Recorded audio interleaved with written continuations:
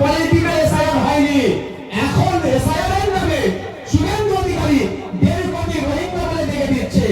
আর মমতা ব্যানার্জি দলের লোকেরা যে ছাপ্পা ভোটটা এখন দিত সেটা বাঁচাবার জন্য মরিয়া হয়ে উঠেছে। 2002 সালে পশ্চিমবাংলায় এসআইআর হয়েছিল, 28 লক্ষ ভোটারের নাম বাদ গিয়েছিল। তখন হয়ে হয়েছিল, এই বাপের বয়সী যারা আছে একটু বলুন তো, এই হয়ে হয়েছিল নাকি? তাহলে আজকে এত চিন্তিত আমি হবো কেন?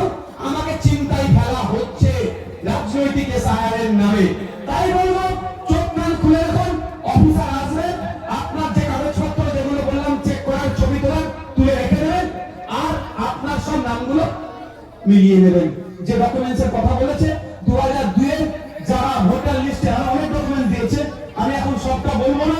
পশ্চিমবাংলার জন্য যখন নোটিফিকেশন অফিসিয়াল শুরু হবে তারপরে আমি ভিডিও করে ছাড়বো, কারণ তার আগে বলা মানে এখন ঠিক হবে না আমার মনে হয়।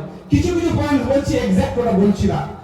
আপনাদের তাও একটা বলে রাখি, 2002 সালে ভোটার লিস্টে আপনার আমার আব্বা, আমার কথা বলছি, আমার বয়সী আছে, সবার বাবাদের নাম আছে। ওই দেখো লিস্টটা তুলে নেবেন। কোথায় কিভাবে লিস্ট তুলতে হবে না হবে পরবর্তী ভিডিও যখন আমরা করব সব ডিটেইলস দিয়ে দেবো আমরা। এবং আমরা কিছু ছেলে রেডি করছি, যে ছেলেগুলোকে আপনারা যে প্রান্ত থেকে ফোন করবেন, কোনো কাগজের সুবিধা অসুবিধা হলে ওই ছেলেগুলো আপনাদের কি করবে, অ্যাসিস্ট করবে, সহযোগিতা করবে। সুতরাং ভয় পাওয়ার কোনো জায়গা নাই।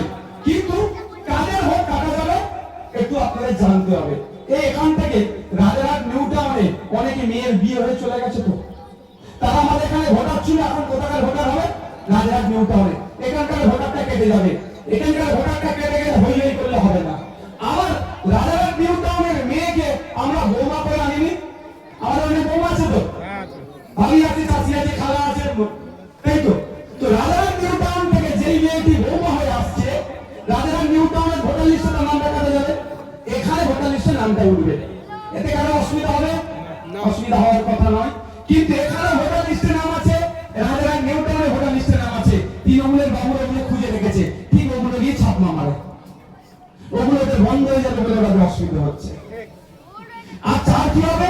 একটাই সে ভোট দেবে, তো ভাই কটা বিধানসভায় ভোট দেবে? এটা হতে পারে না, সেগুলো নাম কাটা যাবে। আর কাদের নাম কাটা যাবে? যারা মারা গিয়েছে তাদের ভোটার লিস্ট থেকে নামটা বাদ হয়ে যাবে। অসুবিধা কোথায় ভাই? কিন্তু 3 নম্বর যেটা আছে, 4 নম্বর, সেটা কি বলুন তো? এটা একটা ফেতনা করে রেখেছে যে জীবিত ভোটারকে ডিভোটার করে দিচ্ছে, ডাউটফুল ভোটার করে দিয়ে বিপদে ফেলতে পারে।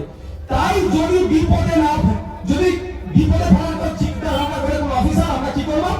ওই অফিসারের নাম, ঠিকানা, ফোন নাম্বার, কোন দপ্তরে চাকরি করে ওরা নিয়ে রাখবো। যদি আমার পাড়ার রাম কাকাকে ডিভোটার করে দিয়ে পালাই, আমার পাড়ার আব্দুল রহিম চাচাকে ডিভোটার করে দিয়ে পালাই, আমার পাড়ার ফতেমা মাকে ডিভোটার করে দিয়ে পালালো, আমার পাড়ার সরস্বতী মাকে ডিভোটার করে দিয়ে পালালো, আমরা কি ছেড়ে দেবো? আমরা ছাড়বো?